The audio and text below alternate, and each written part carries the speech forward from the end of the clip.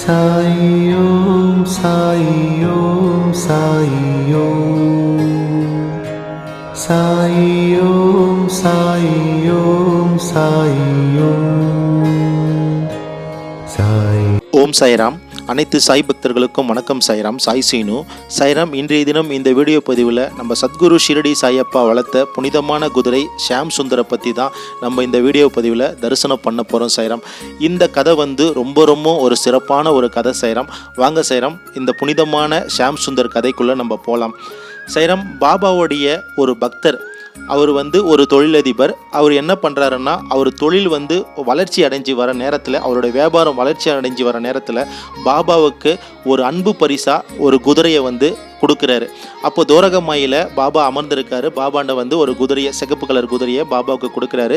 பாபா அந்த குதிரையை அன்போடு வாங்கிக்கிட்டு அந்த குதிரைக்கு பாபா ஒரு பேர் சூட்டுறாரு. என்ன பேர்னா ஷியாம் சுந்தர், அப்படி இல்லைனா ஷியாம் கர்ணா அப்படின்னு சொல்லிட்டு அன்போடு பாபா கூப்பிடுறாரு.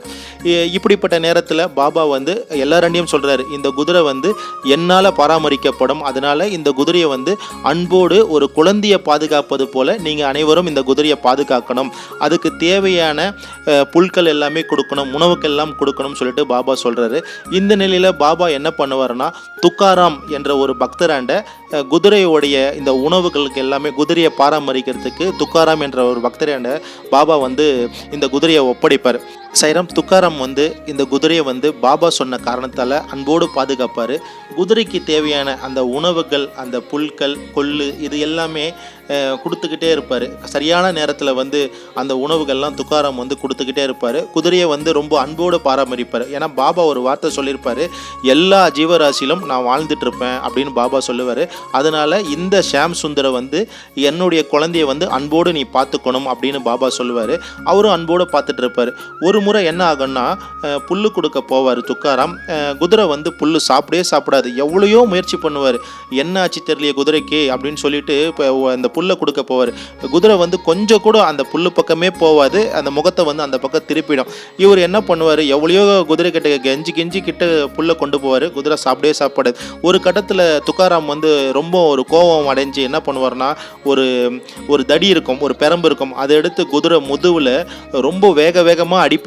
அடித்து குதிரையை ரொம்ப காயப்படுத்துவார். இவர் துக்காராம் இந்த குதிரையை காயப்படுத்தின இடம் பார்த்தீங்கன்னா தோரகமாய்க்கு பக்கத்திலேயே தான் இவர் காயப்படுத்தியிருப்பார்.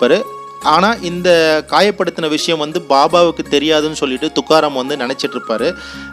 ஒரு முறை பாபா துக்காராமை கூட்டுட்டு வாங்கன்னு சொல்லிட்டு வர பக்தர்களை விட்டு அழைப்பார். அப்போ துக்காராம் வருவார். வர சொல்ல பாபா என்ன பண்ணுவார்னா, அவருடைய கஃப்னி எல்லாமே நல்லா, அந்த நீண்ட கஃப்னி எல்லாமே தூக்கி காட்டுவார். தூக்கி காட்டி அவருடைய உடம்பு, முதுகு பகுதி எல்லாமே சிவப்பாக அப்படியே அந்த பெரம்புல அடித்தா எப்படி ஒரு கட்டுக்கட்டியாக வீங்கி இருக்கும், அதுபோல் பாபா உடம்பு ஃபுல்லாகவே சிகப்பாக அந்த கட்டுகளாக வீங்கப்பட்டிருக்கும். அப்போது துக்காராம் அப்படியே ஒரு மாதிரியாக பார்ப்பார். எப்படி நம்ம குதிரைக்கு தானே அடித்தோம், இங்கே பாபாவுக்கு அடி விழுந்திருக்கு அப்படின்னு சொல்லிட்டு துக்காராம் ஆச்சரியத்தில் பட்டு பார்ப்பார். அப்போது எல்லா மக்களும் என்ன நினைப்பாங்க, துக்காராம் தான் பாபாவை அடிச்சிட்டாரு அப்படின்னு சொல்லிட்டு எல்லா மக்களும் நினச்சி துக்காராமை நோக்கி அவருங்க பார்வை இருக்கும். அப்போ துக்காராம் சொல்லுவார், நான் நேற்று தோரகமாய்க்கே வரல, நான் இந்த காரியத்தை பண்ணலை, நான் பாபாவை அடிக்கலை அப்படின்னு துக்காராம் பக்தராண்ட சொல்லுவார். இந்த நிலையில் பாபா என்ன பண்ணுவார்னா, துக்காராமை நோக்கி இங்கே கூப்பிடுவார், கிட்டவான்னுவார். அவர் பயத்தோடு கிட்ட வருவார். நான் என்ன சொன்னேன் உன்னாண்ட, இந்த ஷியாம் சுந்தர், ஷியாம் கர்ணா என்னோட அன்பு குதிரை இது என்னோட குழந்தை போல, இந்த குழந்தைய அன்போடு பாதுகாக்கணும். ஏன் நீ இப்படி வேகமாக அடிச்ச, அந்த குழந்தைய அடிச்ச அடி தாய் எனக்கும் தான் இந்த அடி பட்டிருக்கு, அதனால தான் நான் ரொம்ப அன்போடு பாசத்தோடு வளர்க்க சொன்னேன். இனிமேல் இது போல தவறுகள் நீ பண்ணாத, ஏன்னா எல்லா ஜீவராசிலும் எல்லா உயிரினங்களும் நான் வாழ்ந்துட்டு இருக்கிறேன், அதனால இன்னைக்கு பண்ண இந்த தவறு இனி வருங்காலத்தில் பண்ணாத.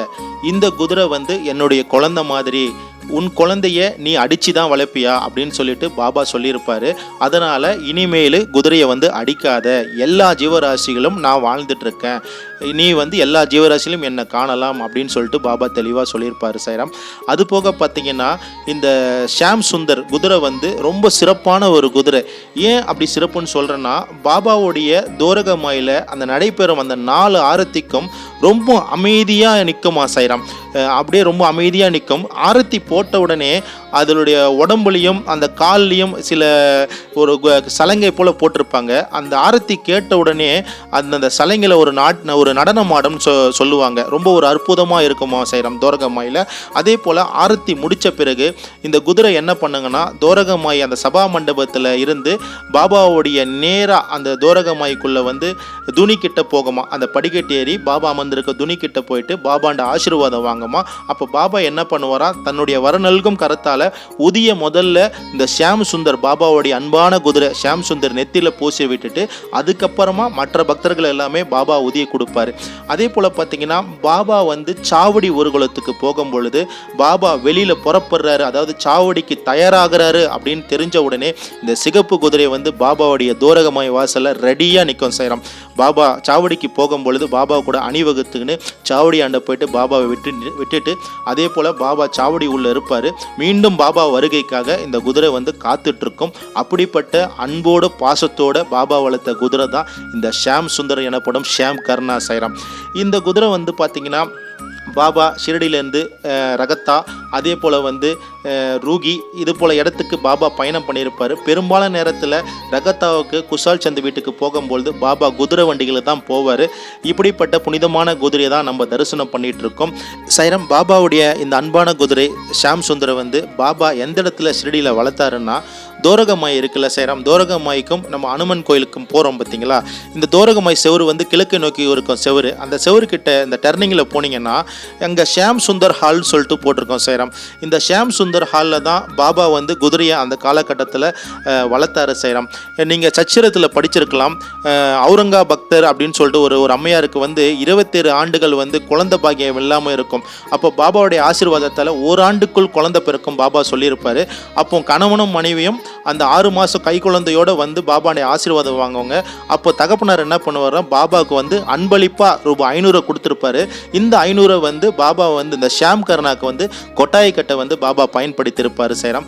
ஷிரடிக்கு போனால் நீங்கள் கண்டிப்பாக ஷியாம் சுந்தரால வந்து தரிசனம் பண்ணுங்க.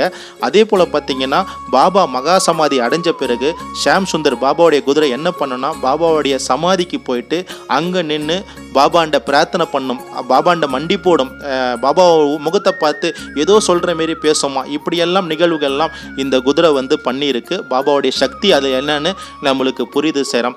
அதே போல் இந்த ஷியாம் சுந்தர் வந்து 1945ஆம் ஆண்டு இயற்கை எழுதிச்சு சேரம். பாபா வளர்த்த ஷியாம் சுந்தருடைய சமாதி பார்த்திங்கன்னா நந்தா தீபத்துக்கு ஆப்போசிட்லேயே தான் சைராம் இருக்குது. நந்தா தீபத்துக்கு முன்னாடி தத்தர் மந்திர் இருக்குது. அந்த தத்தர் மந்திருக்கு பின்னாடியே வந்து பாபாவுடைய அன்பு குதிரை வந்து ஷியாம் சுந்தருடைய சமாதி இருக்குது. 1945ஆம் ஆண்டு ஷியாம் சுந்தர் வந்து இயற்கை எழுதியிருக்கோம் சைராம். பாபாவுடைய அநேக பக்தர்கள் லெண்டி தோட்டத்துக்கிட்ட தான் சமாதி அடைஞ்சிருப்பாங்க. ஷியாம் சுந்தரும் அந்த இடத்துல சமாதி நிலையில் இருக்காங்க. நீங்கள் ஷிரடிக்கு போகிற ஒவ்வொரு பக்தர்களுமே தவறாமல் போயிட்டு பாபா அன்போடு வளர்த்த ஷியாம் சுந்தர் குதிரையோடு சமாதிக்கு போயிட்டு வணங்குங்க சைராம்.